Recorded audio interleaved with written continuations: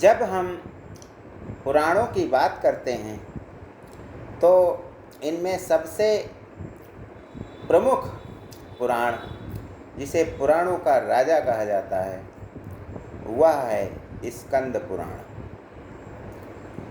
स्कंद पुराण पुराणों में सबसे श्रेष्ठ इसलिए माना गया है क्योंकि इसमें स्कंद अर्थात भगवान कार्तिकेय या जिन्हें कुमार भी कहा गया है, उनकी कथा है। और वे बाल्य रूप में जब हैं तभी वे देवताओं के सेनापति बनते हैं। तो आइए ज्ञान गंगा के इस 3 पत्ती कार्यक्रम में आज हम बात करते हैं स्कंद पुराण की। नैमिषारण्य में एक बहुत बड़ा यज्ञ किया जाता है जिसमें ऋषि सौंक्य, ऋषि अगस्त्य, अत्रि और देश के सभी महान ऋषि पधारते हैं। सूत जी कथा का प्रारंभ करते हैं कि एक बार एक ताड़कासुर नाम का राक्षस था जिसने कठोर तपस्या करके ब्रह्मा जी से यह वरदान प्राप्त कर लिया था कि वह शिव जी के पुत्र स्कंद के हाथों मारा जाएगा। जब ताड़कासुर ने तपस्या प्रारंभ की थी तो वह अमरत्व का वरदान मांगना चाहता था, लेकिन ब्रह्मा जी ने उसे अमर होने का वरदान नहीं दिया क्योंकि वह धरती के जो नियम हैं, जो प्राविधान हैं, उनके प्रतिकूल था कि इस मृत्युलोक में किसी को भी अमरता का वरदान नहीं मिला है।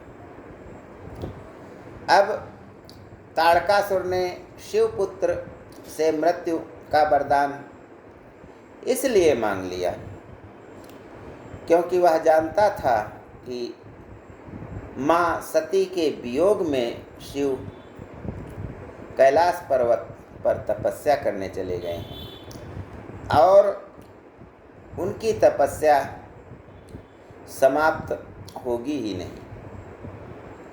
इसलिए उसने शिवपुत्र से मृत्यु का वरदान मांग लिया कि उसे शिवपुत्र के अलावा कोई मार नहीं पाएगा। वह जानता था कि भगवान शिव समाधि से उठेंगे नहीं, उनका पुत्र पैदा नहीं होगा, जिससे वह जो चाहे कर सकता है। अब उसके पास जो शक्ति आ गई थी, उस शक्ति का उसने दुरुपयोग प्रारंभ कर दिया। स्वर्ग पर आक्रमण करके उसने देवताओं को वहाँ से भगा दिया। चारों ओर त्राहि त्राहि का माहौल व्याप्त हो गया क्योंकि जो शक्ति होती है उस पर यदि नियंत्रण नहीं रहता है तो विध्वंस होता है। हमारे मिलिट्री जवान हों या पुलिस के जवान हों, सबके पास हथियार होते हैं, लेकिन उन पर नियंत्रण होता है, वे नियंत्रित होते हैं, इसलिए उनसे कोई विध्वंस नहीं होता है, कोई विपरीत कार्य नहीं होता है। लेकिन चोर डाकू के पास जब यही हथियार पहुंच जाते हैं तो वह उनका दुरुपयोग करता है। तो इसी प्रकार से जब शक्ति का दुरुपयोग होने लगता है तो उस पर नियंत्रण आवश्यक हो जाता है। अब सभी देवता परेशान होकर जाते हैं ब्रह्मा जी के पास। ब्रह्मा जी ने स्वयं वरदान दिया था तो वे पश्चाताप कर रहे हैं। विष्णु जी के पास गए, लेकिन कोई जब हल नहीं निकलता है तब सभी देवता ब्रह्मा जी से कहते हैं कि आप ही बताइए, आपने ही तो वरदान दिया था, हम क्या करें। तब ब्रह्मा जी कहते हैं कि मैंने वरदान तो दिया है लेकिन अमरता का नहीं दिया है, यह शिव पुत्र के द्वारा मारा जाएगा। अब सभी देवताओं की निगाह भगवान शिव पर जाती है, जो कैलाश पर्वत पर सती के वियोग में क्रोधित होने के उपरांत कठोर तपस्या में लीन हैं। उधर हिमालय पुत्री माँ पार्वती भी उनसे विवाह करने के लिए तप कर रही हैं। शिव जी तपस्या में लीन हैं। अब प्रश्न यह है कि ऐसे समय में शिव जी को जगाए कौन, तपस्या से उठाए कौन, और यदि उनको उठाया नहीं गया तो उनका पुत्र कैसे होगा, वे माँ पार्वती से विवाह कैसे करेंगे। शिव जी को तपस्या से उठाने के लिए यानी उनकी तपस्या रोकने के लिए सभी देवता कामदेव और उनकी पत्नी रति को लाते हैं। उनसे कहा जाता है कि आप शिव जी पर काम बाण चलाइए, जिसके कारण वे तपस्या से उठ जाएं। ऐसा ही किया जाता है, किंतु जब शिव जी पर काम बाण चलाया जाता है तो उनकी तपस्या तो भंग हो जाती है, लेकिन उनका तीसरा नेत्र खुल जाता है और जिससे भयानक ज्वाला निकलती है और कामदेव और उनकी पत्नी रति भस्म हो जाते हैं। तभी से कामदेव का नाम अनंग पड़ गया। शिव जी तपस्या से उठते हैं, माँ पार्वती से उनका विवाह होता है और विवाह के उपरांत भगवान शिव और पार्वती प्रेम करते हैं और जन्म होता है उनके पुत्र स्कंद का।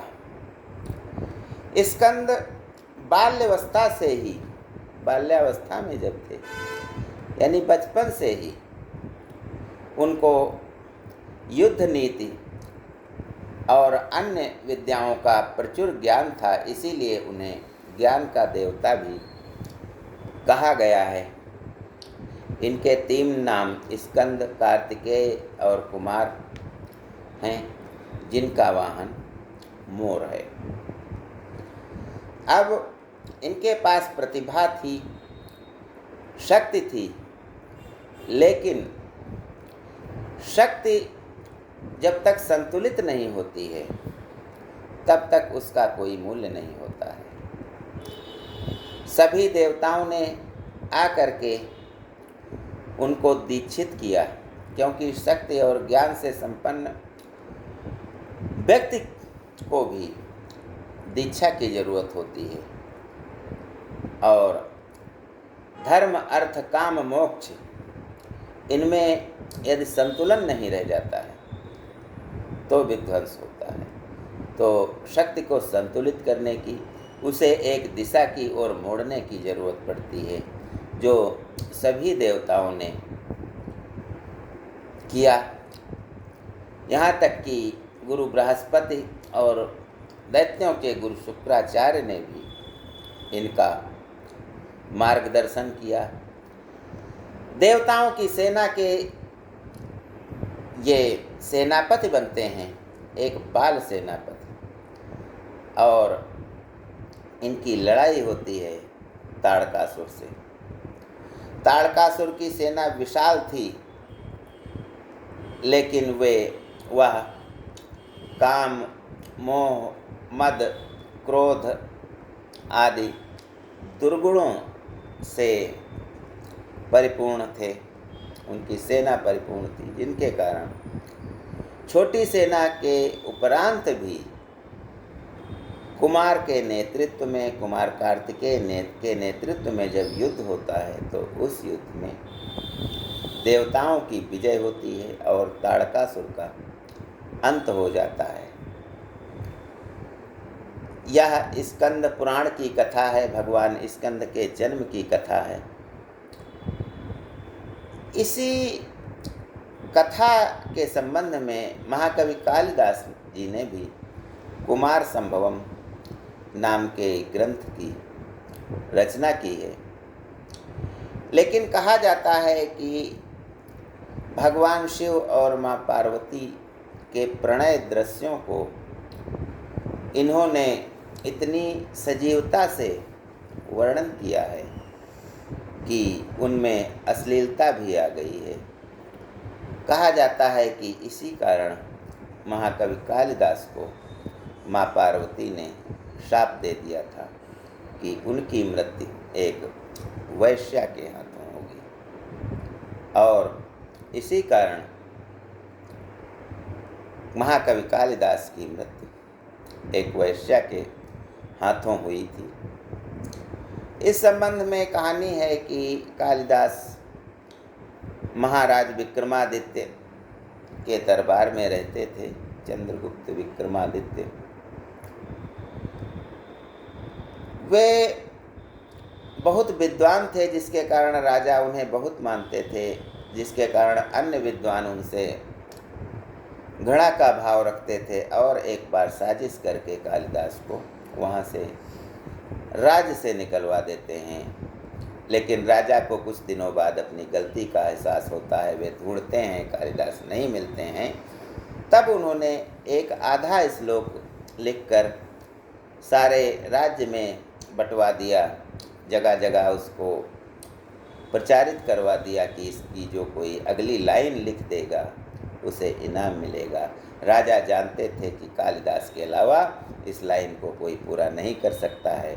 कालिदास ने पूरा किया, लेकिन उसी समय वहाँ एक वैश्या आ जाती है और वह कहती है कि राजा के पास ऐसे ही नाम लेने थोड़ो जाओगे, चलो कुछ नहा लो, हमारे यहाँ मेंटेन हो लो, तुम्हारी दाढ़ी वाढ़ी भी बन जाए, ठीक से कपड़े पहन लो, तब राजा के यहाँ जाओ। कालिदास की यह बात समझ में आ जाती है। वे वैश्या के घर जाते हैं और वैश्या उन्हें अपने घर में हत्या कर देती है, उनको मार देती है, क्योंकि राजा ने इनाम रखा था कि जो श्लोक की अगली लाइन पूरी कर देगा उसको आधा राज्य दे दिया जाएगा। वैश्या राज्य लेने के लिए वह कालिदास के द्वारा पंक्तियाँ जो लिखी गई थी लेकर के दरबार जाती है। लेकिन जब राजा उससे एक दो और प्रश्न पूछते हैं तो जानते हैं कि इसको कुछ नहीं मालूम है, और यह पंक्ति कालिदास ने ही पूरी की है। कालिदास को जब पूछा जाता है कहाँ है, तो वह बताती है कि मैंने उन्हें मार दिया है। इस प्रकार से एक वरदान और एक शाप लगा था कालिदास को। तो यह है स्कंद पुराण की कथा। ज्ञान गंगा में बस आज इतना ही। जय हिंद, जय भारत।